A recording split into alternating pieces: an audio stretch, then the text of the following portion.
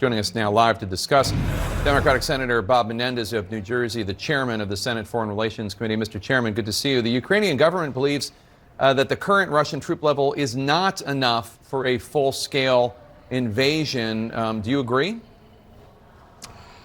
Well, I respect the analysis of our intelligence and military, and they believe it is sufficient for a full-scale invasion. Now, we agree that there's about 150,000 troops, Russian troops. At the end of the day, I think that can cause, surrounded by three sides, the Ukraine being, I think that can cause an enormous consequence to Ukraine if Putin decides to invade. Maybe they think the spirit of Ukrainians would be a bigger match for Russians in terms of a decision to invade, but that seems to be more than enough for them to have a full-scale invasion. U.S. officials have been saying that military action by Russia in Ukraine could happen as soon as this week. It's now Wednesday. Do you think Ukraine is possibly at less risk today than it was a week ago? No, I don't. I don't. Why? You don't have cyber attacks against Ukrainian central banks and the Department of Defense if you're intending to find a pathway to diplomacy. You don't amass more troops if your purpose is a pathway to diplomacy. You don't talk about a genocide in the Donbass, as Putin has been talking about, which doesn't exist, totally false, but as possibly a pretextual reason to invade Ukraine. Those are all among many other actions that just speak to not a pathway to diplomacy, but a pathway to conflict. The government of Ukraine has not yet said that they think for sure the Russians were responsible for the cyber attacks on the Ministry of Defense and those two prominent banks. Do you have information that says the Russians were, in fact, responsible? Well, I can just say that all the indications lead to it being the Russians. And, it just is common sense at this point that is part of the modus operandi of Russia. It finds destabilizing ways before it might very well create an attack. And we're going to know, Jake, because these maneuvers that have been taking place, that supposedly were maneuvers that they do annually, including with Belarus, are supposed to end on Sunday.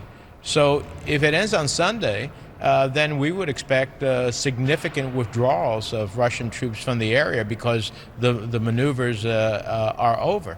But if they don't, then this is just a constant challenge to Ukraine, an asphyxiation of the country as it tries to move forward, to a better day. You've called Russian claims that they're open to more diplomatic talks a dog and pony show. But beyond diplomacy, what other options does the West have? Well, what I specifically claimed was a dog and pony show was that session he had with the foreign minister Lavrov in public. They never have discussions like that in public.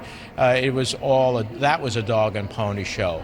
Look, I hope that the intense diplomacy that is being waged by the United States and our allies, the very clear message that President Biden put out there that NATO and the United States are not a threat to Russia, and that there is a diplomatic pathway forward, and the threats of crushing sanctions on the Russian economy and people, as well as the lethal ability of the Ukrainian army today, much different than in 2014, is ultimately making Putin recalculate and finding a diplomatic pathway.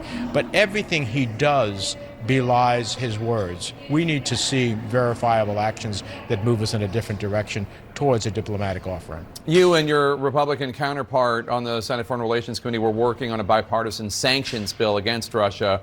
It now appears that that bill is no longer operative after weeks of negotiations. Now, you have been voicing your disappointment with Senate Republicans for introducing their own sanctions package. It appears the biggest difference is that the Republicans want sanctions now. Democrats want to wait until when or if Russia invades. Is that how you see it? No, look, we worked in good faith, I believe, for several weeks. When Senator McConnell, the Republican leader last week, said, well, I don't really think we need a sanctions package because the president has all the authorities he needs. It puts sort of like, some cold water on the effort. And then, I offered some more opportunities to move in Republicans' directions, in addition to everything I had already accepted, to a bill that I call the mother of all sanctions in the first place. And yet it's still, first of all, they didn't respond to that. Then they dropped their own bill. So I regret that we haven't achieved it. I'm glad that both the Democratic and Republican leaders, along with the 10 National Security Committee's chair and ranking members, put out a strong bipartisan statement yesterday. Senator Shaheen and Senator Portman are working on one that I support and will co-sponsor for the Senate as a whole to express themselves in support of Ukraine. And the one thing that should be clear, Jake, is that we're all agreement on two major things. Number one, we support Ukraine unequivocally.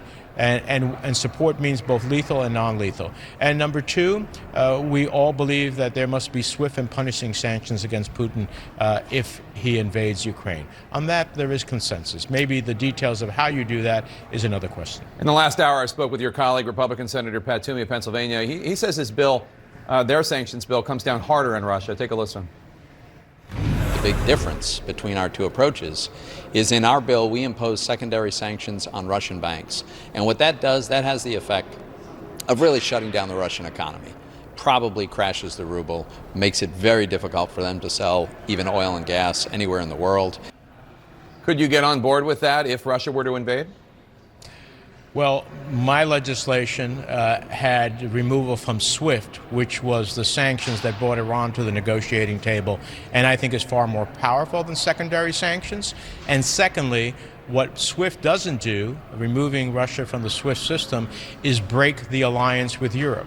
Secondary sanctions on a series of European companies and financial institutions breaks the alliance, and we need an alliance to have multilateral sanctions on Russia and Putin if he makes the mistake of invading. Senate Foreign Relations Committee Chairman Bob Menendez of New Jersey, thank you so much, sir. Appreciate it.